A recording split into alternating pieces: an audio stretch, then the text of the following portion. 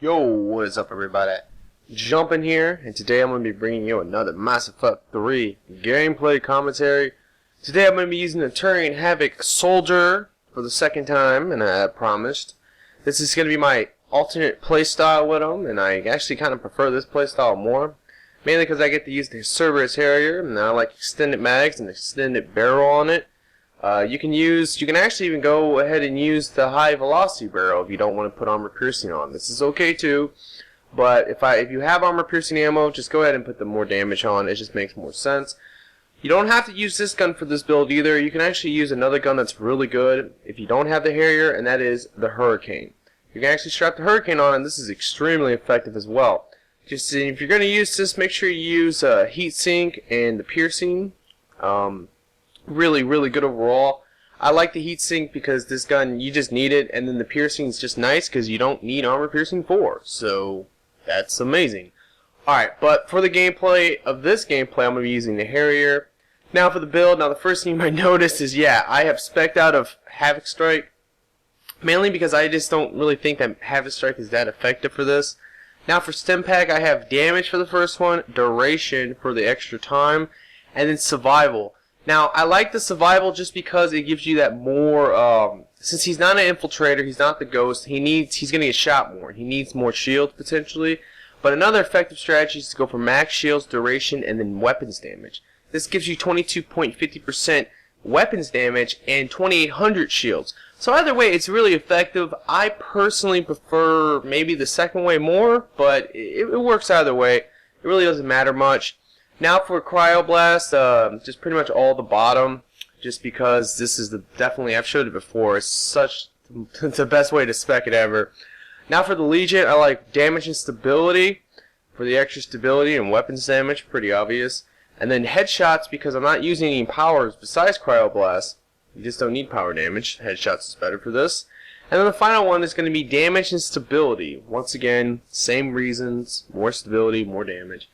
Now for the fitness, actually, this is somewhat of a melee build. I go for all melee damage. Now before you ask, why the hell would I do this without Havoc Strike? Well, the reason is that this gives me a close range option if I'm using a Hurricane or a Cerberus Harrier. Maybe for Phantoms, maybe just for fun.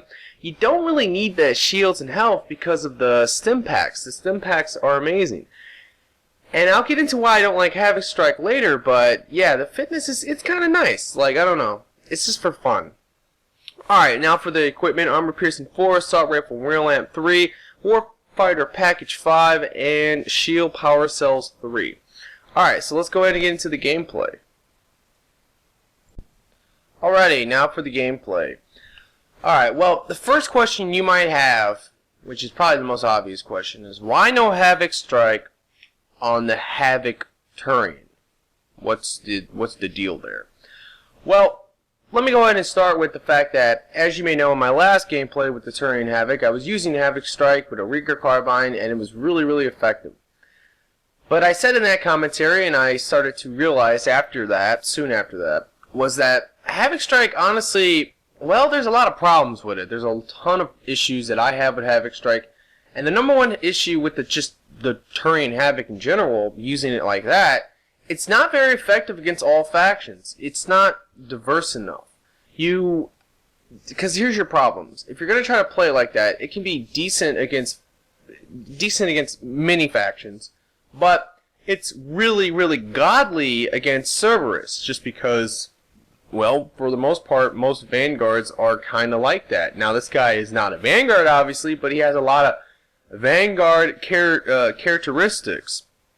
So that was my main issue, honestly, was just the fact that, it wasn't that effective against the other factions. I'll give you some examples. It wasn't that effective against Geth because in close range quarters, well, they can wreck you even with the Stim Packs and just stagger the shit out of you, all that kind of good stuff. So it wasn't really effective against them, and it was definitely not effective against collectors because you charge in and get blown up, ripped up, grabbed by abominations, and it was a nightmare. And the other one it wasn't effective against was, well, Reapers, because if you get in close range to a Brute, pretty much, well, they can melee the shit out of you, a Banshee can grab you, all that kind of shit. So overall, it was a good build, but it only really worked extremely well against Cerberus, where this build, this idea of the build, works well against everything. I got the melee damage mainly because, well, the number one issue with this guy would probably be phantoms, just dealing with them, and the melee on this guy is really extremely good for dealing with phantoms. But honestly, I don't really like the melee in general for many other things, like for Reapers, for example. I'll use it here and there, but that's about it. Like, I think I'm going to use it right now. My biggest beef, definitely my biggest beef with the melee in general is just the fact it doesn't have any type of AoE effect like a lot of other melees do. If it would have had some type of AoE effect, I think it would have been a lot better. But just because it can only hit one target, and it really isn't that strong, even with maxed out melee damage, I don't really one-hit many enemies. Like, for example, like a Marauder, if I was to melee it, I'm going to take its whole shields down and maybe half its health, but that's it, and I'm going to have to shoot the rest of it. So overall, like, that's my biggest problem with the melee in general on this guy, but it is good for closing the gap, for getting a auto-aimed attack in on, for example, like a phantom, because that's very important overall, is that if they go invisible or if they try to hide from you, you could just go ahead and do your melee, you'll auto-lock onto them and go flying after them really quickly and then hit them and kill them for the most part, or stagger the shit out of them. So that was the point for including the melee into this build. And like I said, you really don't have to worry too much about your health or your shields just because you have the stim packs, which in this version of the build, it's 3,200 shields, plus a decent amount of bonus damage for your melee and damage in general. The other way, like I said, you could set it up is to go for max shields originally, duration, and then weapons damage. That will give you more weapons damage. It's up to 22.50% more weapons damage. I think 12.50% more general damage, and I believe 2,800 shields. So that's also another effective way you can spec into that. It's really up to you how you want to do it. If you feel like you want to have more fun with the melee here and there, because you can obviously, anytime you want with a build like this, you can just go ahead and strap on a Adrenaline Rush 3, or well, I said Adrenaline Rush, Adrenaline Mod 3, and you can spec into, like, well, you can put on like Shield Strength Enhancer 3 and just start running around and cryo blasting and doing your heavy melee, and it's pretty fun. You don't really need the Havoc Strike to be effective with the melee. If you can close the gap and you have the Cryo Blast, I personally think that the Cryo Blasting melee is better anyway. Now, let me go ahead and get into this though. Here's a couple things about the Turian Havoc Soldier that I've come to realize. The first thing, like I said, is Havoc Strike honestly isn't that effective. I have a lot of beefs with it in general. My number one beef with it, besides the fact that it is, well, it just isn't that great of a move. It's not charge. Like, it's designed to be somewhat like charge, but it's not charge. It's a different kind of more techie charge. And because you don't get your shields back, it's a big issue. But the number one issue that it presents to me is that it doesn't really stagger the enemies like I want it to. I don't stagger phantoms every single time like charge normally does. I don't, like, a good example too is the Incendiary Strike. I went for that thinking that, well, this is going to be like radius on charge, where if I charge a group of enemies, I'll stun up to 3 of them, or stagger up to 3 of them, so they don't shoot me. Well, the problem with that was Incendiary Strike only actually, I believe, does damage. It does damage across up to 3 enemies, but it doesn't do the stagger effect or the stun effect. So that overall is just not good, because you charge in, and you start getting immediately shot and just annihilated. So that overall was my biggest concerns with the old build, but I definitely like this build more. The reason why I like this build more the most, and I honestly would recommend this, is because, like I said before, this definitely will work very well against all factions. You will have a lot of success individually by yourself just against most factions if you just cryoblast everything. The other thing is that, yes, it's very helpful for your team. Reason being is that Cryoblast, no matter really what you do, is probably the best debuff power in this game. It just is. The reason why is because they take 25% more damage, they get 50% weaker armor, and the movement speed penalty is 15%. So overall, that is definitely, in my opinion, the best debuff power in the game. There's no question. Now, the one thing about Cryoblast I do not like is that, well, cryo explosions from Cryoblast, they don't really happen as often. If you remember Cryo Explosion City or the Paladin, well, the Paladin was definitely that's snap freeze is really ridiculous for setting up multiple cryo explosions and getting a ton of cryo explosions. That power in general is just really amazing at doing that. Where Cryoblast you would think would be just as good, but from what I've noticed, it doesn't seem like it's that effective. It doesn't seem like it happens as often. So that's what's definitely a concern. And then now another thing you might say as well is that, well, wouldn't Havoc Strike make more sense only because of the fact that you could Cryoblast and then charge into a group of enemies and get a cryo explosion? Yes, that is possible, but at the same time, there was many times as I was trying combinations like that. Originally, I had Havoc Strike in this build still, and when I was trying that combination, I noticed that I rarely ever used Havoc Strike in general. And I've told you before in a prior video, if I ever have a build with a power and I don't use that power ever, well, I tend to spec out of it. And that's exactly what happened. But my original reasoning for putting it into the build was, hey, I can maybe try to get me cryo explosions. Well, I tried it multiple times where I would just cryoblast, get a quick recharge, charge in with the Havoc Strike, and nothing would happen. Nothing would happen. And I'm like, okay, well, if that's not working every single time, because sometimes it would work. But if it wasn't working every single time, if it wasn't 100%, and on top of it, I never used it because closing the gap is not necessary with like a gun like the Cerberus Harrier or even a gun like the Hurricane. Because like I said, the Hurricane is another very effective gun for this build. High DPS with the debuff and all the damage bonuses.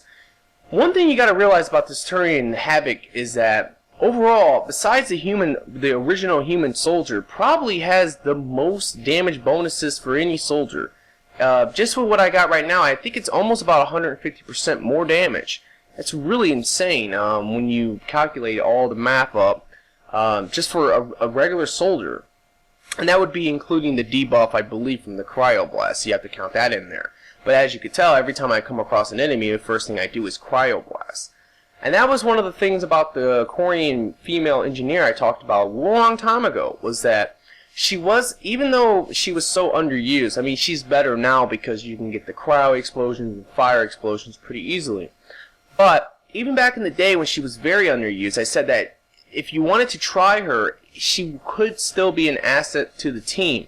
The reason why is just because Cryoblast is such an amazing power. So this guy is a soldier with one of the better powers in the game, to be honest, especially for debuffing, and can definitely help you and your team out the whole time. Even if you don't get the kill and there's a boss or whatever it is, just Cryoblasting it is really going to make it take a lot more damage in general. So that's just the main thing, guys, about the Turian Havoc I wanted to bring up. Try out this build if you want, see if you like it. If you don't like it, that's fine. I mean, maybe you think it's just too boring just running around shooting and Cryoblasting and not using Havoc Strike. But to me, I don't really see I don't see Havoc Strike being necessary for this build. The melee is pretty fun if you want to run around and do some melee. For this gameplay, you're not going to see me melee too often.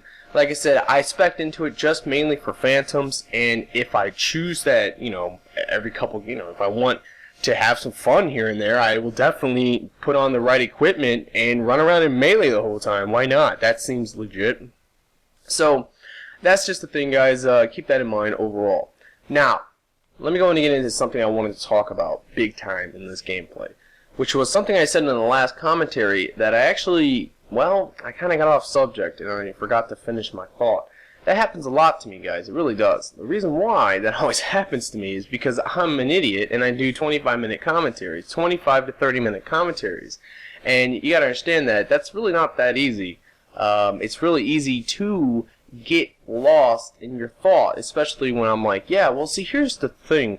I feel that, or I think this, and then all of a sudden, like, I'm like, oh, well, just fucking bullshit, blah, blah, blah. And you know, then I'm off of my subject. I'm off of what I wanted to talk about. And then I try to come back to it. I'm like, yeah, what was I talking about? Oh, abominations are gay! Like, that's pretty much, exactly what happened in that.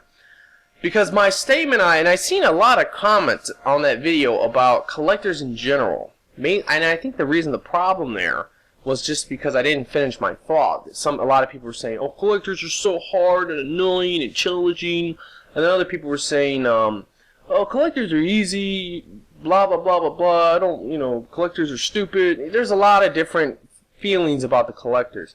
Someone even asked me, why am I disappointed in the collectors? Is it because that they're challenging?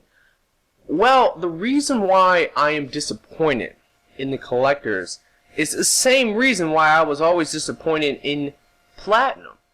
The reason is, well, I just personally find it more annoying than fun. And not necessarily a challenging. Annoying and challenging is two different things. I don't personally find Platinum to be that hard, and most of my friends don't either. It's just that our problem with Platinum is it's just the fact that it is longer, it's more annoying than it is fun. And I'll get into that. Alright, the reason why it's more annoying is just because all they did, they weren't very original with Platinum. They didn't really think it out. All they ended up doing with Platinum is just say, hey, we're gonna take gold, because that's all they did. I mean, the enemy's strength and defenses, for the most part, is gold. They take all the enemies from gold, they slap them together into one faction, but they have no type of synergy. On Platinum, the enemies have no synergy to try to go against you and kill you. Now that would be definitely a lot harder and interesting if the enemies would try to work together, like they would do things to really come at you. That would be crazy and probably extremely difficult and challenging. But they don't do that. They don't. And the other big problem is just the fact that, well, it's just more annoying. The reason why it's more annoying is because there's bosses. There's more bosses. Obviously, every way there's bosses, and that tends to create issues there. Not because bosses are so hard and difficult to deal with, because bosses are pretty, honestly, out of all the enemies, they're pretty simple. The only problem that I have with bosses is just the fact that it's going to take me a lot longer to kill a boss than it's going to take me to kill a regular enemy. So I have to stop moving, position myself to shoot at the boss and kill the boss. That can take up to 30, 40 seconds to a minute, depending on the boss, whatever it is. And depending on how many teammates I have and if I'm by myself, that all factors into it, how long it's going to take me to kill a boss. And because there's just more of them, the issue really comes just down to the fact that you're going to have to stand still longer if you're trying to run around. And the problem with Platinum is that it's just a billion times easier and less stressful on yourself if you just kind of post up and camp. Or you played more defensive, obviously. Because, like, the idea of Platinum originally was that they're going to incorporate all the factions. So they're going to send Banshees at you and Phantoms at you to get you away from camping. That was, I think that was their intention, was to try to get you to not camp. Because if you have Banshees and Phantoms coming at you, it's definitely going to be an issue for you trying to post up in a room. Well, the problem is that because of those things running around the battlefield and the map, it actually promotes more camping. Because it's actually way harder if you want to maybe post up, and not post up, but try to run around when there's Banshees in open battlefield and Phantoms in the open battlefield, and now the Collectors or whatever. When you have all these things in just the open battlefield, you're going to have a lot more problems than you will in maybe a more closed off part of the map, which you can post up and camp. And I am super anti-camping, so to me, it's annoying. It's not fun. And I played this game to have fun. Now let me get on the Collectors before I forget. Like I said, so a lot of the feelings I have for Platinum is the same as I do for Collectors. My problem with Collectors, the first thing, is that the number one beef, they remind me a lot of the Geth. Now I know the Geth got the Geth Bomber now, and they're a little bit different, but they're still probably my least favorite faction, just because I think I will never like them. I just cannot for some reason. But the problem that the Geth had originally was that they were definitely, to me at least, and to many others, the most boring faction to play. Because they didn't have enough diversity in their units. There was only 5 units. There was Geth Troopers, Geth Rocket Troopers, Geth Pyros, Geth Hunters, and Primes. That was it. 5. Now they have the Geth Bombers, so now there's 6. But the problem is on the higher difficulties like Gold, well, you don't really see Geth Troopers after a while. You only will see Rocket Troopers, and the Pyros, and Hunters, and Primes, and now the Bombers. Well, the problem with the Collectors is that they kind of went down that same field. There's not enough diversity in their units. All they have are Abominations, Collector Troopers, Collector Captains, Scions, and the boss bug thing. I don't really, I will never attempt to even say the name of that enemy because I know I'm going to say it wrong, and that's going to get on people's nerves. I think it's easy for all of us if I just say the Collector boss. But yeah, there you go. So that's the number one issue, is that there's not enough diversity there, and what ends up happening with the Collectors all the time to me, that just drives me crazy, is that there's just way too many Abominations, and they're just designed to be an annoying enemy. You're fighting more Abominations than you are Collector Troopers or Collector Captains. You fight so many of them, and then the other one that you fight a lot is the Scions, and those things, well, they have their weaknesses, but they, for the most part, are extremely tanky. And it comes down to that whole boss thing again, where you kind of have to, like, stand still, shoot the enemies, take about 30 to 45 seconds to kill one of those things by yourself. And to me, I like to constantly keep moving. I want to keep moving around the map like I'm doing in this gameplay. I want to constantly move around. And those things don't really allow me to do that. They're going to force me to stand still and shoot them. So the diversity of it is definitely a big issue for me. If there was more diversity there, then I think I would have more fun. I think the funnest faction in this game to play is Cerberus, mainly because they have the most diversity in their units. That's the truth. Now, the other big problem with the Collectors is just the fact that they are just annoying. Scions are annoying. The Abominations are annoying. It's not that they're challenging. I don't even think they're hard. I just think that they're annoying. They're annoying and they're unfun. And that's, to me, just a bad combination. Just like Platinum. If it's annoying and unfun, I don't really want to play it. So I will do Collector gameplays. But Platinum in general, I don't really know if I'm going to be doing more Platinum gameplays. I have them. I have a lot of them running around, not camping Platinum. So you can check those out if you want, but like I just don't know if I want to do it. And right here I just got grabbed. Ugh. But anyway, guys, I really hope you enjoyed this gameplay and my little rant. Please like this video. That would definitely help me out. And yeah, have a nice day.